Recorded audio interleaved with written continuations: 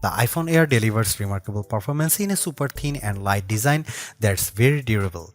I especially like getting A19 Pro power in something this compact, but you have to make some trade-offs for the steep $1,000 price.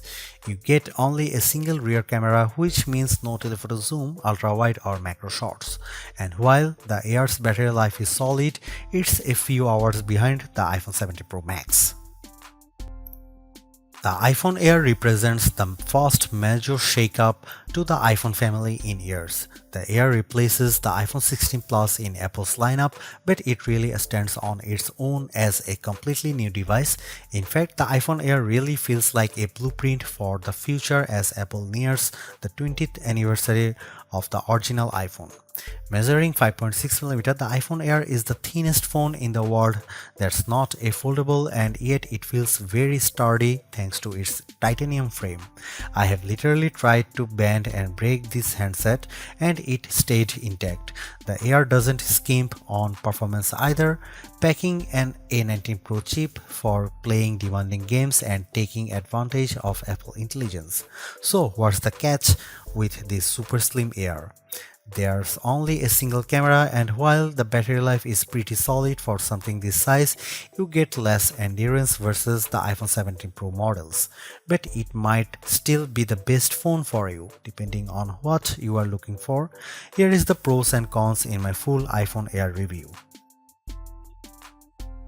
The iPhone Air starts at $1,000 for 256GB of storage. That's $100 more than the iPhone 16 Plus, but Apple is betting that you will be willing to pay a premium for a phone that's this slim and portable. There is just one problem. The iPhone 17 Pro starts at $1,099, which is just $100 more for a phone with triple cameras, a bigger battery, and an A19 Pro chip with an extra GPU core and vapor chamber cooling for better sustained performance. So you should really think about whether this stunning design is worth it. The iPhone Air has a release date of September 19. The iPhone Air is so thin and light that you are worried for its safety when you see it from across the room, but you will feel reassured when you put it in your hands. Measuring just 5.64mm thin, the iPhone Air edges out the Samsung Galaxy S25 Edge for the thinnest phone we have tested. The Air is so thin, in fact, that you might forget it's in your front pocket. Well, the whole device isn't this thin. The plateau or camera bump runs across the top of the device and jutes out. At least it doesn't wobble on a table when you press down. Apple purposely crammed all the major components into this area to make room for a larger battery down below. The iPhone Air comes in sky blue, cloud white, light gold, and black. Frankly, the black color makes the design look cheap and not as thin. I preferred the sky blue model I tested, which does a better job of showing off the Air's thin profile. Some have complained that the titanium frame is too shiny, but I don't agree. If you are worried about the durability for a phone this thin, I think you can rest easy. I saw a demo that simulated a band with 130 pounds of force, and the iPhone Air shrugged it off. To further fortify the iPhone Air, Apple equipped the phone with a Ceramic Shield 2 display with 3x the scratch resistance of the previous technology and the Ceramic Shield back that's 4x more crack resistant than glass. It is worth noting that the iPhone Air has a single speaker integrated into the earpieces compared to dual speakers for the iPhone 17 and 17 Pro series. During my testing, the Air's speakers got plenty loud when listening to Apple Music, but it did sound tiny at max volume. Some have shared in our YouTube interview with Apple on the iPhone Air that they wish that this phone came in a mini size. I say there is no need, you get the best of both worlds with this device, a large 6.5-inch display in a very pocket-friendly size. And it's a pretty damn good ProMotion screen, 2 with a rated maximum outdoor brightness of 3000 nits, a 1 to 120 Hz refresh rate, and anti-reflection tech built in. Outdoors, I put the iPhone Air up against the Galaxy S25 Edge, playing the same Begonia trailer, and Emma's tone looked brighter, plus there was less glare. The iPhone Air didn't perform quite well as in our lab testing, covering less of the DCI-P3 color space and turning in a slightly worse Delta E accuracy score. The iPhone Air features a single 48 megapixel fusion camera with 2x optical quality zoom. No telephoto, no ultra-wide, but it is a pretty strong performer based on my testing. Just don't expect much more from the 10x digital zoom.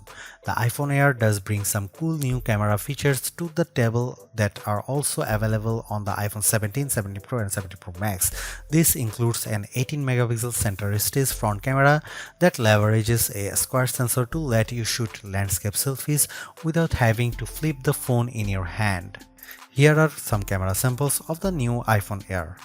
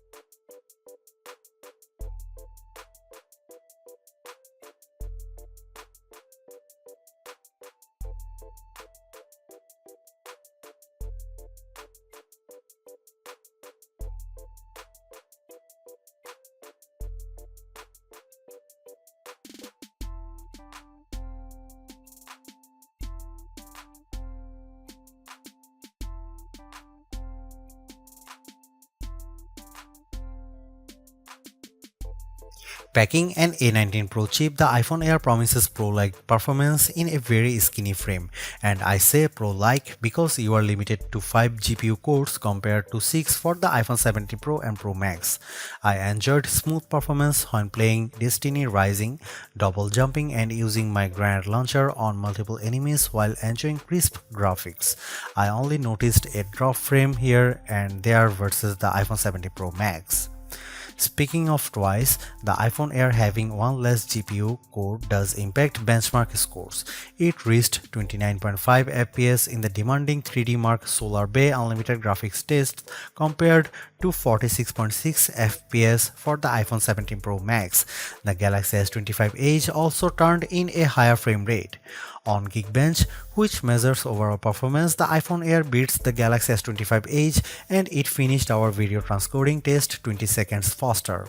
How about sustained performance?